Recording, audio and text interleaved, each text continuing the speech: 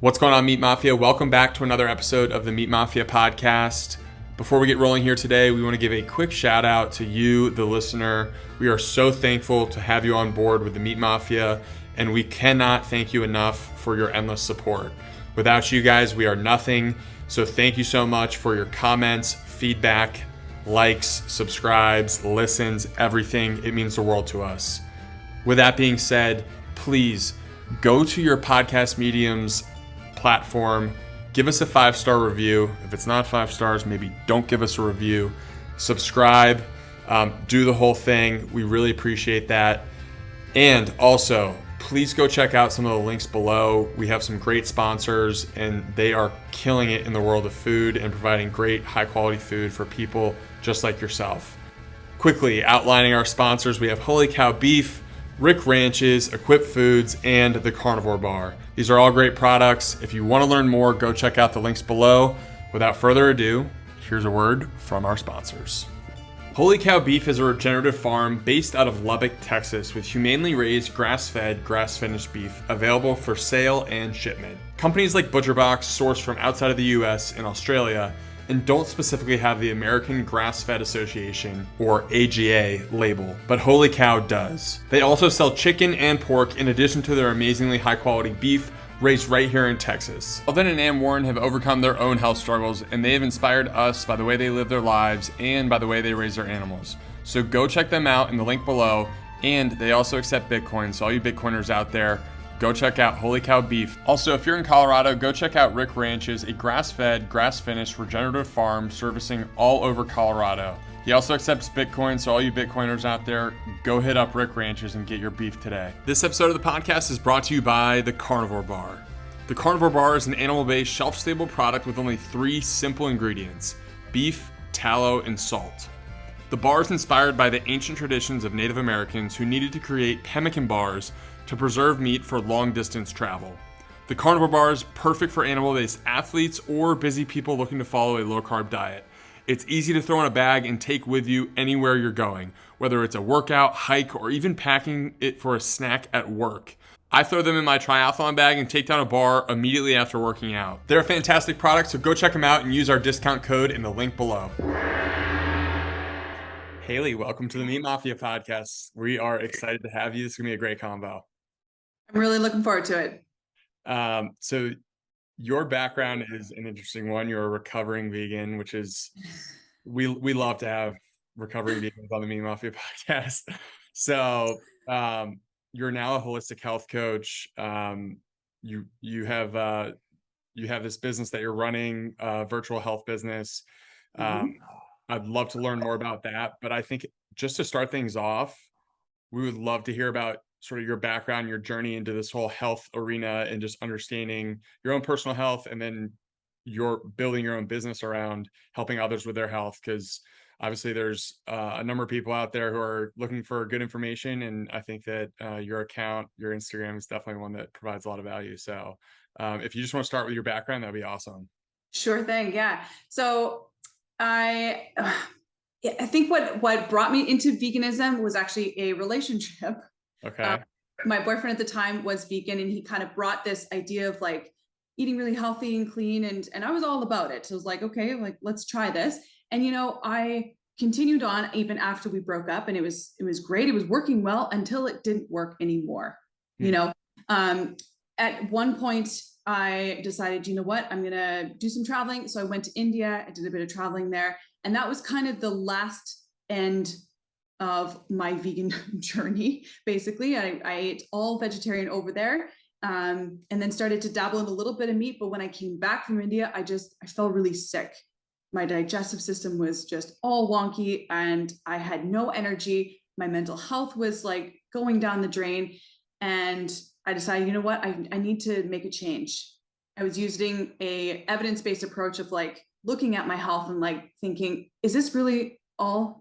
Like, is there anything more? And so I decided, okay, I'm going to start eating meat again and see, because I was doing a little research on mostly the digestive tract and how meat can actually help repair the digestive tract. So I was like, okay, well, if that's true, then let's give this a try. I'm willing to give it a try.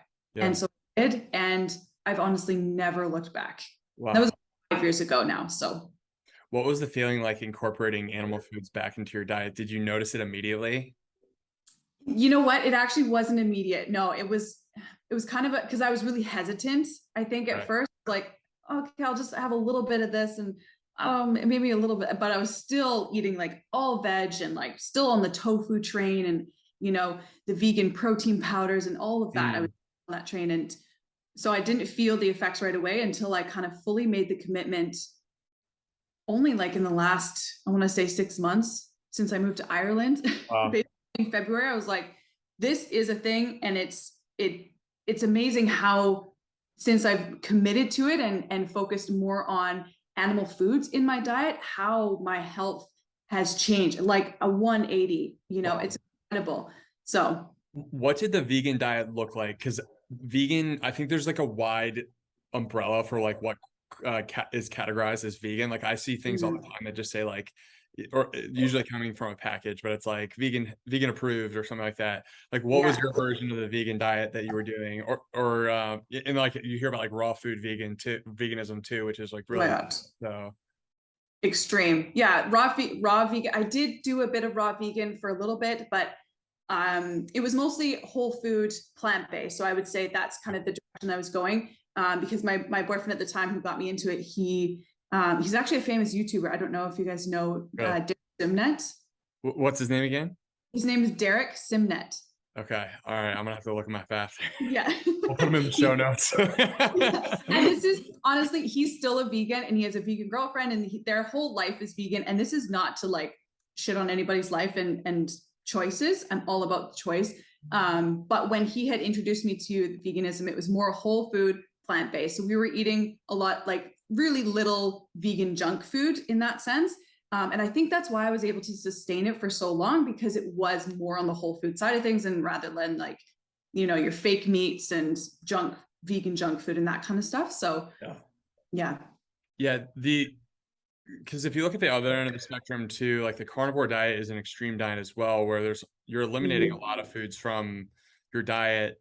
And I think if you're doing what you said you're doing on the vegan side, it's like you're eating real foods. You're not eating these highly processed foods. You're probably feeling great, I would think, for a long period of time until you start running into some of the issues around like supplementation with like the one thing for me is like B12, like that only is really derived from animal-based foods.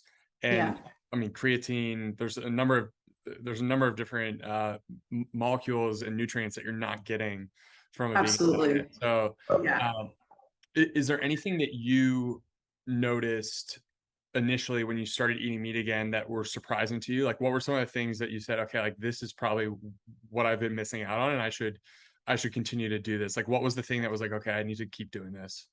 Yeah, there was actually a few things. One of them was definitely more focused on the digestive side of things. Okay. I was at one point in my journey diagnosed with celiac. Okay. And now I'm like, I can eat bread and I'm totally fine. Interesting.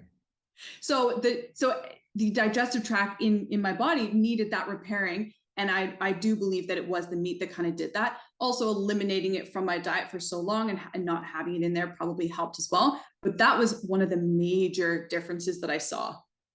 And now that you're eating more animal foods, have you seen anything other than the celiac, like digestive stuff? Like, are you having, because I think like brain function is one of the things that I've heard, like vegans, they have better cognitive function when they start eating meat again, probably attributable to like more fat in the diet. Anything like that outside of digestion that you noticed? Absolutely. I actually have a whole list of things that I noticed. Really? Yeah. So digestion was just kind of the first thing that I really noticed that was like very evident to me. I was like, oh my God, I don't have cramping anymore and I can actually have a bit of bread and I'm totally fine. And I don't break out in hives and all the skin issues. So that was definitely number one. What carried on from that, and I think, and I see this a lot with my clients, is like we focus a lot on digestive health. And when we introduce meat to the diet or have it as more of a focus in the diet, the PMS symptoms that I noticed all of a sudden are just like non-existent. Like I literally have no symptoms, not one single symptom since increasing my diet in the meat department. It's incredible. So that's a whole other thing. Is there anything that you specifically attribute that to? Like, is it higher levels of protein, better quality protein, micronutrients? Yeah. I think everyone's going to be a little different, but for me, in my own experience, switching more to like a lower carbohydrate diet, higher fat, more protein, that's when I went from a few symptoms, like maybe some breast tenderness or like some mood changes, to like absolutely nothing. Really? Yeah. Like if I wasn't tracking my cycle, I probably wouldn't know when it's coming, basically. Interesting. And yeah. So on the women's health side, is there anything else that you talk to your clients about when it comes to eating animal-based? Because I think women are slightly more predisposed to eating the vegan diet. I think that it's like just a higher percentage of women end up going that path. And I think it's for a lot of the reasons you mentioned, like the intention is there to eat healthier, be healthier, be more deliberate about their diet. So like I genuinely think like they are pointed in the right direction. It's just like there's just one piece that they're missing around, like nutrients in these animal foods are better and different. So totally. How do you speak to your female clients about animal-based nutrition?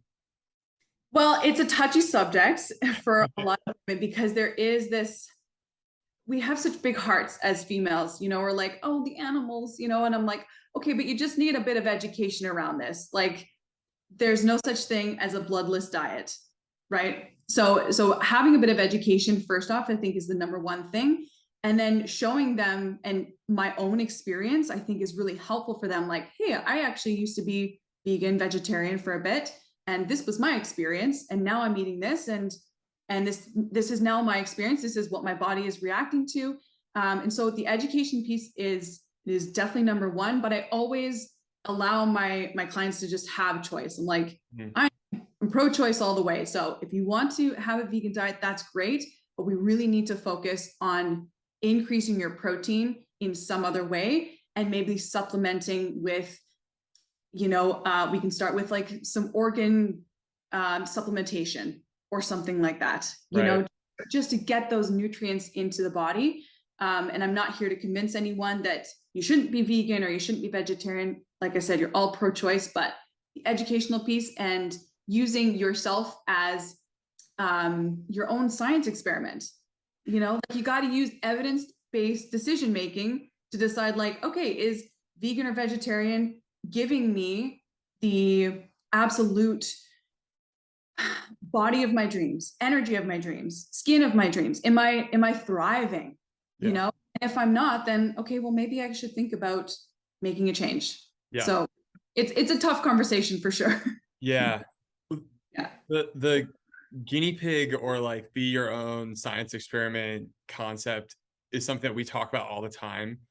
I think it's the right way to think about health. Like a lot of researchers or scientists will say, well, that's like an N of one, or is there data to back that up?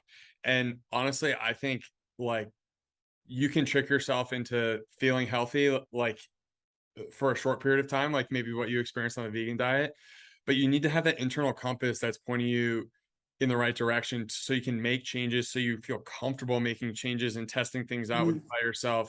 Because if you're constantly looking outwards for other people's opinions on what your health should be, you never really develop that intuition around your own body and your own physical makeup, which is different than everyone. I mean, the structure in like biology is generally the same, but like even the topics between male and female health, they're very different. Like fasting for guys is different than fasting for girls. Females are dealing with a monthly cycle that guys just don't deal with. Like we had a conversation with Danelle Randall around eating for different points during the cycle. So like basically every week there's like a different nutrient demands for the female body, which we had no idea. Like I was like, this is crazy. Like, it's blowing my wild. mind. It's so okay. So have you like, you go to the gym, right? You lift weights? Yes. Okay. So you've heard of like a deload week? Yeah. You know what that is, right? So it's a different motion or different tactic in your training for the long-term game of what you're trying to achieve. Well, when you have like a female cycle, there's a deloading week. So it's like for training, you should maybe train less, eat more. Yeah. Your body is asking for on Right. a biological level. And everybody, again, is going to be different. And to your point, like, yeah, we need to use ourselves as our own scientists, because science is only one part of it. We're negating our own experience, you know, and not using that as a part of the puzzle. Right. So yeah, I completely agree with you. Is there, so over the course of a month, if like if someone's listening who's a female trying to really like dial in their health, what sort of things would you say to them, just like 2 to 3 things in terms of diet that they should be thinking about over that course that month to really optimize for their hormone health, energy levels, all the things that you're talking about in terms of reducing PMS symptoms? Like I think a lot of women that I talk to are either on birth control or have like something that's interfering with their symptoms or their PMS symptoms, which to me is like a really, really challenging topic, because obviously I'm a guy. I'm like, I don't know why you would want to interrupt that cycle, because it's like it's important to your reproductive health. But I'm Yeah. curious like what your thoughts are on nutrition and just like incorporating that into thinking about your cycle. Yeah. Well, I have a lot of thoughts, honestly. Let's unpack it. So like, how much time do you have? No. So it really depends on the female. It depends on their age. It depends on what their goals are. It depends on, there's so many different factors that come into this. But generally, what I'll say is, in terms of your nutrition, to reduce PMS symptoms specifically, focusing on the gut health, I think, is a really important aspect to really understand. And it's funny, in my own experience, I'm going to bring my experience back into this. The less veggies I eat, the more meat I eat, the better my digestion is, which is fucking wild to me, because what we were taught, even in like when I was doing my course in nutrition, you need fiber, it's good for your digestion. And I'm like, okay, great. Like, give me all the, but all of a sudden I'm like, okay, I'm just going to test this out. I'm just going to eat less veggies and just see how my digestion is. And it's never been better ever in my entire life. And it's incredible to see that. What does baseline digestive health look like for you? Like, is it just fewer times going to the bathroom? Like, because my buddy Brett, who is the co-host of this podcast, who's not here right now, he dealt with ulcerative colitis, where he's going to the bathroom 20 to 30 times a day when he was at his like worst with the colitis. And to me, it's like, okay, that's obvious. Like, there's something wrong. But like a lot of people are actually probably dealing with some bloating, digestive issues that they don't even really realize. Yeah. You know what? Actually, that's a really good point. Like, there's a lot of issues that people deal with on a really subtly chronic base level, like bloating or indigestion or heartburn. That shit's not normal. No. So for me, and when I'm working with clients, especially, is like, you shouldn't really have any symptoms. Like, that's kind of the goal, is to not feel bloated, have good digestion of like, okay, is there gargles? Is there cramping? Am I going to the washroom more than once or twice a day? Okay, well, that's maybe something to look at. It also comes into play of like, what's your skin look like? Because your digestive system has such a huge reflection on what your skin is doing, because your skin is detoxifying through the biggest organ. It's the biggest organ, right? And it's also absorbing. So there's a big correlation from your skin health to your digestive health. So if you had like eczema or, all sorts of like different skin issues, that's another indication that your digestion is probably not doing what it's supposed to do. Yeah. The whole idea around animal-based eating actually improving your digestion is one that, like, if you haven't experimented it for yourself, you like almost wouldn't even believe it. Because I think it's really around like the fiber topic, which is one that is really a little bit misleading. Is there anything that you have looked at in particular around fiber that you think is like makes it particularly misleading when it comes to like that like why do we think fiber is important for digestion? Well, I don't know. I'm not an expert in this in Yeah. this realm, but what I'm starting to understand, and if you look at the lens of like ancestral eating, which I'm moving more and more towards, is the more ancestral way of eating. The way that we prepare our veggies is Mm, mostly through fermentation, yeah. and it's completely easier. It's way easier for your body to digest them that way, Mm, right? Than having it raw or even like sauteed. But the thing that comes to mind is like kale. Like everyone was so freaking like kale's a superfood. Like what? Oh man, unless it's fermented, you probably are doing some damage. you're definitely doing damage. You We just know? had Dr. Bill Schindler on. Do you know who he is? No, I know. Oh, he's awesome. So he wrote this book called Eat Like a Human, and he owns this kitchen in Maryland, and it's called the Stone Age Kitchen. And prior to all this, he traveled the world with his family and went to all these different. He's an anthropologist, so he studies kind of humans and like how we've developed and how we've evolved over time, and our diets and how our diets have been a huge factor in how we've evolved, or played a huge factor in how we've evolved. And he went to all these indigenous tribes. He went to all these different pockets of the world. He was in Thailand, and then South America, and he went to Africa with his family and studied this one. I think they're called the Saburu tribe. They traveled like days and days to get there. It's totally remote, and basically all they eat is raw milk and blood. And so he's had all these crazy experiences, What? and like raw milk and blood, and for like 95% of the diet. And he goes, I can't put into words how healthy these people looked. They were the healthiest looking people I've ever seen, and for the majority of their diet, that's what they're eating, because they don't know Wow. if they're gonna find food, um, or Right. be able to forage for it or hunt it. So they need to keep their cattle alive as a source of food, and they know that they can sustain that food longer because milk is obviously always being produced, and they always have blood. And so if they can feed their cattle, they're always gonna be able to feed themselves. So it was really fascinating to hear him talk about it. But he was saying they're like the most unbelievably healthy people, and it was kind of like along the lines of like this Weston A. Price way of thinking. But Yes. it was really cool hearing him talk about vegetables, because he's animal based. He thinks animal foods are the cornerstone of human health and human evolution. But he also says he incorporates vegetables, but he's eliminated foods that are really high in oxalates, which Mm. I think a lot of people probably like. Even he was saying like, I'm not an expert here, but like these are the reasons why I've moved away from oxalates, because they're inflammatory.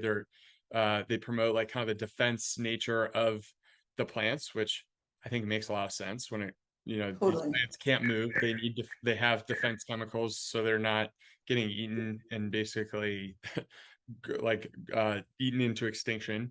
And so he talked about like potatoes, almonds, all these foods that are just really high in oxalates, and then other foods that are high in polyphenols that he just avoids in general. And he just talked about how the process is really the key with vegetables. Like Totally. you need to either like cook them, ferment them, you alter them with some sort of technology, whether it's like heat or fermentation, to make them digestible for humans. And that, I think that hits Yeah. on the point. Absolutely does. Yeah. And you know what? Actually, I want to add to that point of like the potatoes. And when you say potatoes, I'm like, okay, I'm here in Ireland now. I'm living, like everybody here is eating potatoes. But I think, the Irish grew up on potatoes. So it's kind of like in their ancestral blood to be able to digest the potatoes properly. So I think knowing your ancestral lineage is really important to understanding your digestive system and what it can handle and what it can actually utilize and thrive with. Yeah.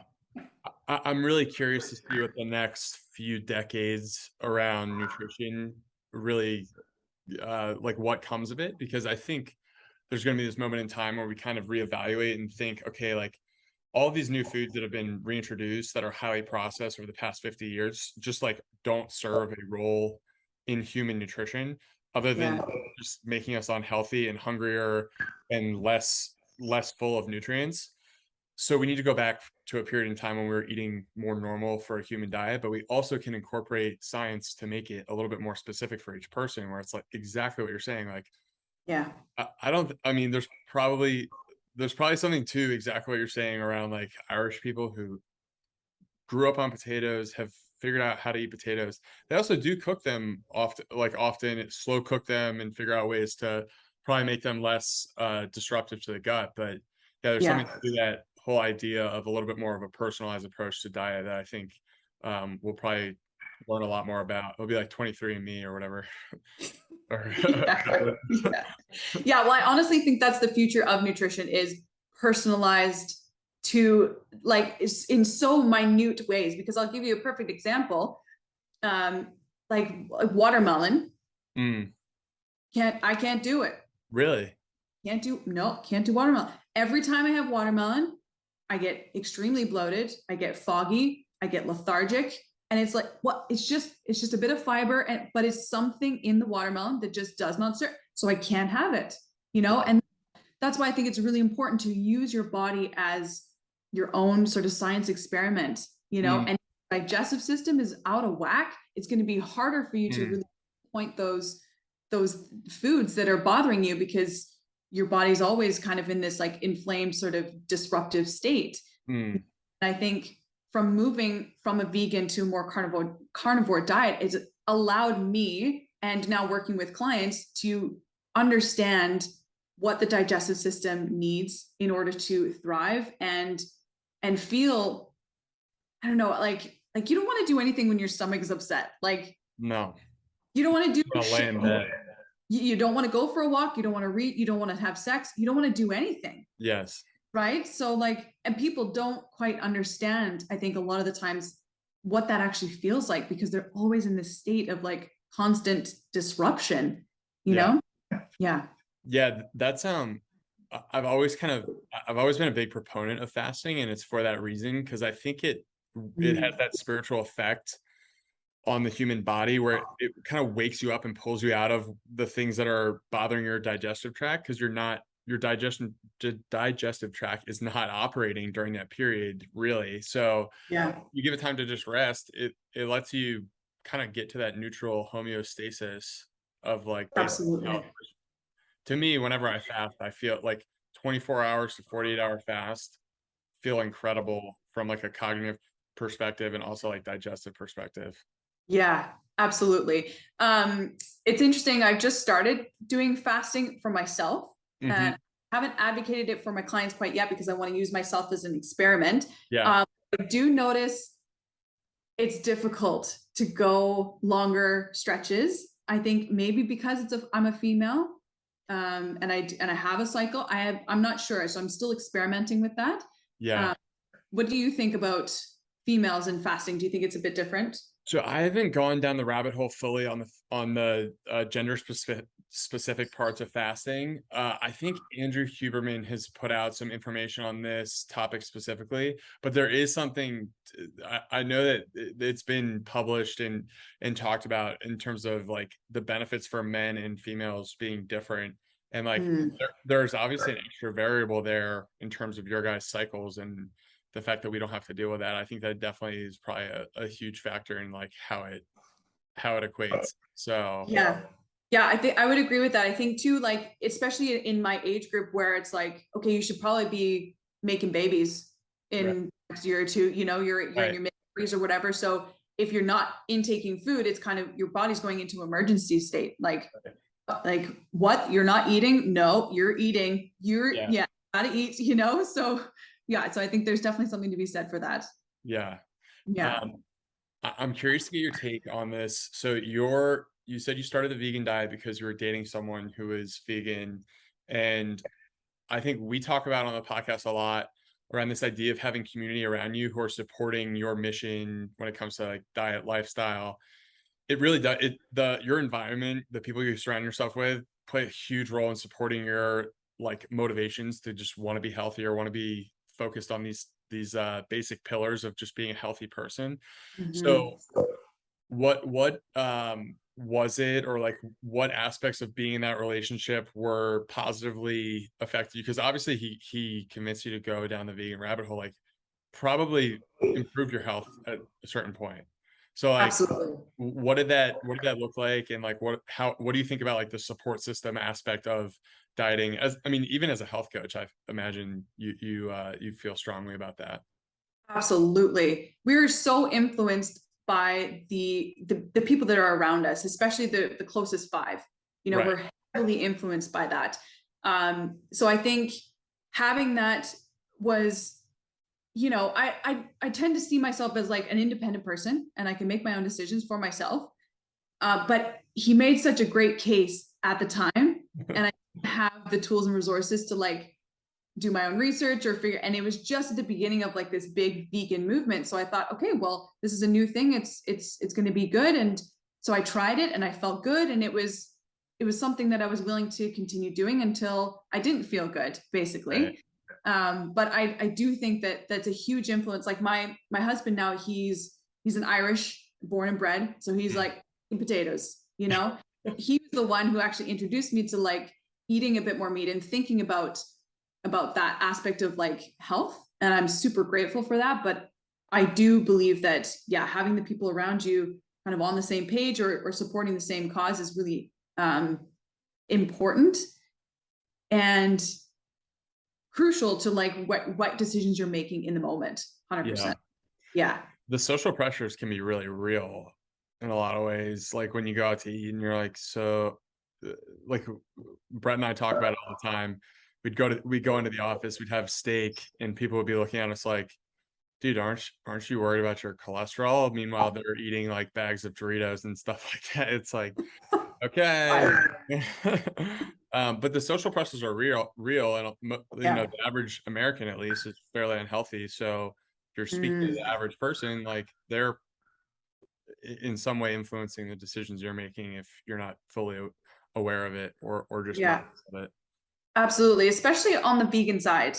There was a lot of pressure. Like a lot of my friends, when I turned vegan and started eating more vegan, like people around me started doing it too. Like my mom got on board, and my dad was like, "Okay, well, I'm not gonna have meat and all this." And so, you know, the problem I find with vegans, and I'm sure you're on the same page with me with this, is that vegans tend to create their being and who they are, their identity around the whole thing, Yeah. and that's when the sort of the light bulbs kind of went in my head. I'm like, oh, okay, this might not be, oh, I don't know. I Yeah. started questioning things. Yeah, it's something to really reflect on, because like why, even on the carnivore side, like I think we need to be honest. It's like it's just weird. It's weird to like identify so strongly with something that is food that I guess it's happened for a while, right? Like cultures have really identified around, like I think about like Italian versus French cooking. It's like they really identified with their food there. So like it's not all that different, but it is, it becomes this cultural thing where people think that this identity is like, truly them. And Mhm. I think it's important for people to kind of take a step back from that and be like, okay, like this is just simply a style of eating. It's not, it Mhm. doesn't need to be like this cult that I like subscribe to. Yeah, and I don't mean to again bring in Derek Simnett, but I feel he's built his entire business around this. Really. So he's the vegan bodybuilder, and he's done really well. He's very successful, and I'm happy for him and his success. And at the same time, if something ever happened where all of a sudden he ran into a health issue where he needed to bring meat into his diet because he's not getting it through his vegan food, then what happens to the rest of his business, the rest of his life, his identity? That's a dangerous place to be, in my opinion. And I watch him very closely because I still like, he was an important part of my health journey and a part of Yeah. my life. Still care about him. I want him to be happy and healthy and thrive in this life. But that really does concern me, on a really big level, because I'm like, what could happen? I don't Yeah. know. Yeah. Yeah. And I think if I'm being honest with myself too, like, I mean, we're establishing this whole like meat mafia brand. It's like if someone came up to me and was just like, hey, you're really sick, you need to start eating vegetables, I would definitely have to take a step back and be like, okay, like this is like, you need to really be honest with yourself when when it comes to your health and your own identity. Like you can't make it all like one and the same. Yeah. Well, it's great that you actually have that awareness to begin with. Yeah. You know, at least you have that as a bit of armor. But there's a big vegan community, like friends of Derek's, that are on the same track. You know, I can think of so many others who have built their lives and their businesses around this vegan movement, and I think it's dangerous. I do think it's a bit dangerous. Yeah, I wonder how it all runs its course. I think it's cooled off a little bit just in terms of, but the backing is amazing. I mean, they have the financial and celebrity backings from all of these high profile people pushing this vegan narrative. I mean, there's Absolutely. a really great documentary out there by Vinnie Tortorich. I recommend anyone listening to go check it out. It's called Beyond Impossible. And there's a clip in there about, I think it's Impossible Foods, who they have all these celebrities like in their commercial talking about how great veganism is. I'm like, do these people even practice this? Like, I don't really know. I mean, it's unbelievable what, you know, what they're able to get away with when you have a proprietary product that supports this like idea that it's better for you, it's better for the planet, it's ethical. Like if you put all those things in a box and just don't do any research to actually validate whether or not all these things are true, like you're sitting there going, okay, like if this is true, it sounds great. Like it's but it demands a little deeper thinking, I think. Absolutely. You know, and money goes a long way in people's, you know, people will do wild things for money, even like get on board with Beyond Meat burgers. And like another example is Arnold Schwarzenegger on, like, do we really think that he's not eating meat? Come on, people. I think there's a video, it's really funny. When he said he switched to veganism, he like opens up his fridge to show people like what he's eating, and there was like 48 eggs in his fridge. And then like the camera only like picked up like a little bit of that. And it was like all these other like fake products. I'm like, dude, you're not vegan. No, not buying it. Sorry. Yeah. Yeah.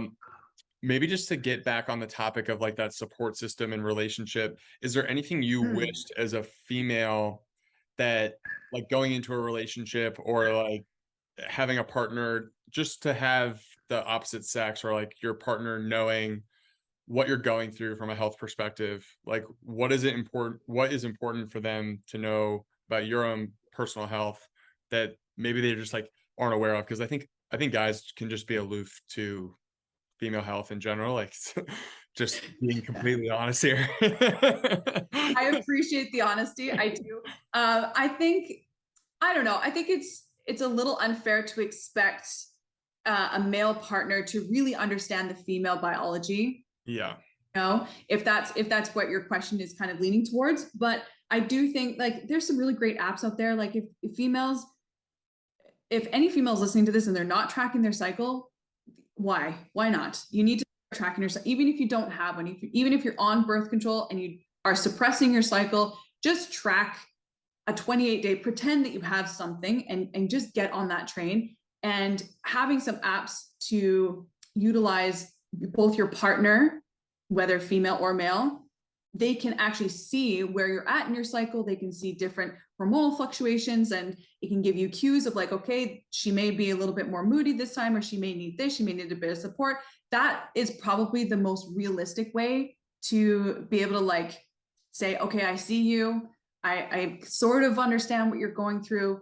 And so how can I support you just in this time of your cycle? And I think that's probably the most important thing. And I think too, making judgments on how much food and the quantity and the quality and the different kinds of foods that females are eating in a relationship. There's a lot of like comments that can be thrown around really, oh, you're gonna eat that whole steak? Oh yeah. Oh, okay.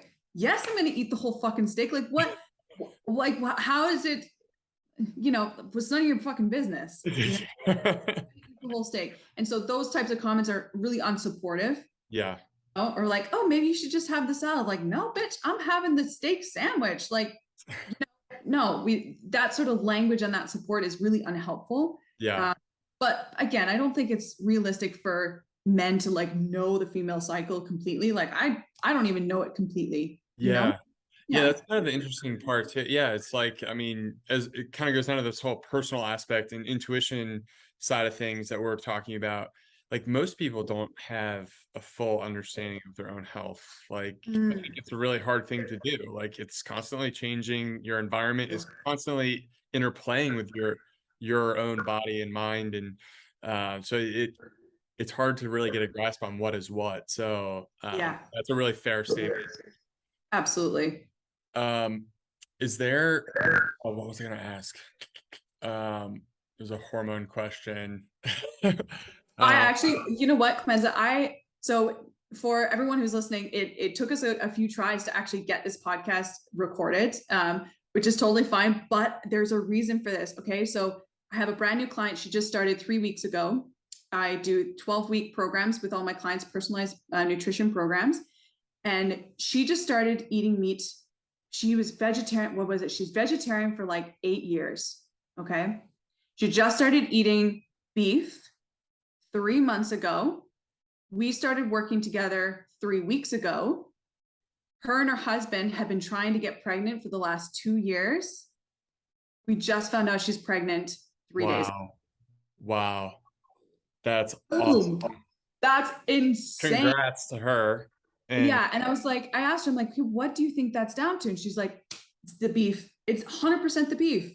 I just started eating beef again, and I feel better.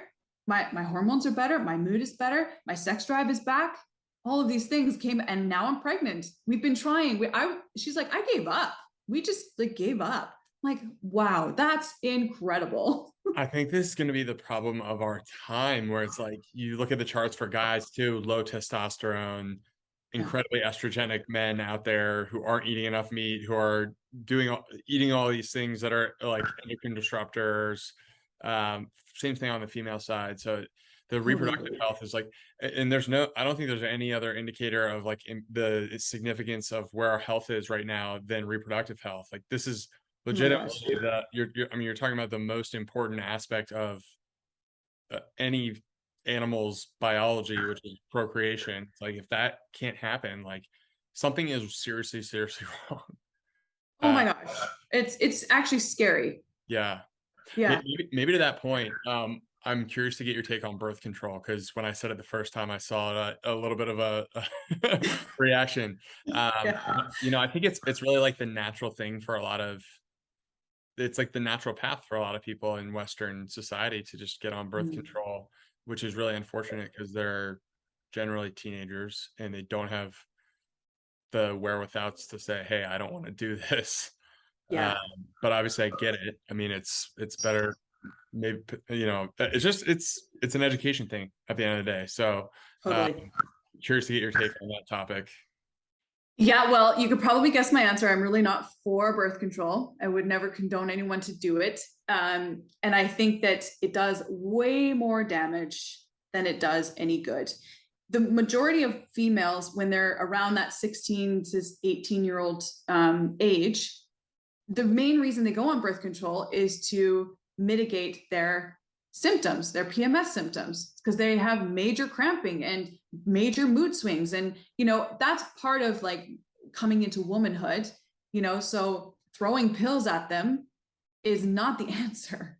You kind of have to go through that as like, as a becoming of a woman. You know, you kind of have to go through a bit of pain to become a woman and set your biology up to take more pain, because when you have a baby, it doesn't tickle. I don't have a baby myself, but I'm telling you, it's painful. You know, it's a part of a human life to go through that, and to just throw pills at such a young age when they're developed. Oh my God. I get very, very angry about it, because it's just so wrong. It's so wrong. And so many other options out there that are so much better. know? What would those options be if someone's listening to this and thinking about going down the path of not getting on birth control or having some sort of IUD or whatever it is? What would the better paths or options be? Well, I think it really depends on where you're at, where you live and where you're located in the world. I don't know what's available here in Ireland. I haven't actually done any research, but I know in the United States and in Canada, my first option would probably be the copper IUD. The copper IUD gets a lot of flack because there's stories of like women having major cramping and like extra bleeding and horror stories from that. But it's not a hormonal option. And that's why I would advocate for that. Alternatively, if you didn't want to go that route, I'm currently looking into the sort of natural cycle aspect of things, which is you take your temperature first thing in the morning and you track your cycle in an app. There's a few different options that you can do, but those would be probably my top two options for females if they're looking to do some sort of prevention of birth control. Very cool. Yeah, this is obviously a topic that I'm certainly no expert in, but I think there are a lot of people out there who are at least curious about trying and like building.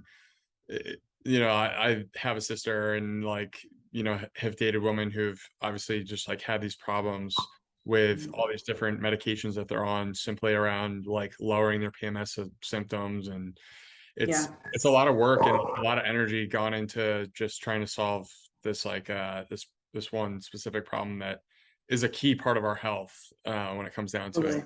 So and it's actually doing more detriment to your health. It's destroying your gut biome. Right. Like swallowing this artificial pill is completely destroying your digestive system. It's not doing any good. So the longer you stay on the hormonal pill, the worse you're going to be when you decide to finally come off of it, because all of a sudden your body's gonna be like, oh shit, now I got to repair the gut and now I got to do all this and we got some work to do. Right. And that shit takes time. Right. So if any of these females are listening to this, I advocate for looking at alternative options because there's so many other options out there. The hormonal birth control option is just it's not something I advocate for. Are there any resources that you've used as you've become a health coach and gotten further and further into this space that have really helped you, whether it's podcasts, books, shows, people specifically? Like there are plenty of Instagram accounts out there that I've gotten so much value from. So curious if you have had similar experiences. Yeah, the one that's coming to mind is actually Real Foodology. Okay. Courtney Swan, she is an absolute gem and she has some incredible knowledge, especially around the female cycle. And she brings on some really great guests around this topic too. So highly recommend that. That would probably be the first one I would recommend. Yeah. Cool. And if people are looking to get in touch with you, is Instagram the best way to do that? Yeah, Instagram is kind of my home. I hang out there quite a bit and just started TikTok and just started Twitter. So I have like 15 followers or something on Twitter. Not like the Twitter, but getting better. And yeah, TikTok. So TikTok and Instagram is to find me. So. Well, Brett and I are the Twitter guys, so we'll pump you up with this episode. We'll make sure to tag you and get that we'll try to double your 15 for you. Thank you. I appreciate that. Thank you very much. Awesome. Well, Hayley, it's been an awesome combo. So happy that we got to do this and talk about all these topics. They're so important, and it's just been great talking. So really appreciate it. Yeah, right back at you. Thank you so much for having me. It's been a pleasure, and I can't wait to see where the future of the Meat Mafia goes. And I'll be listening to all your podcasts. So awesome. We appreciate it. Thanks, Hayley. Thank you.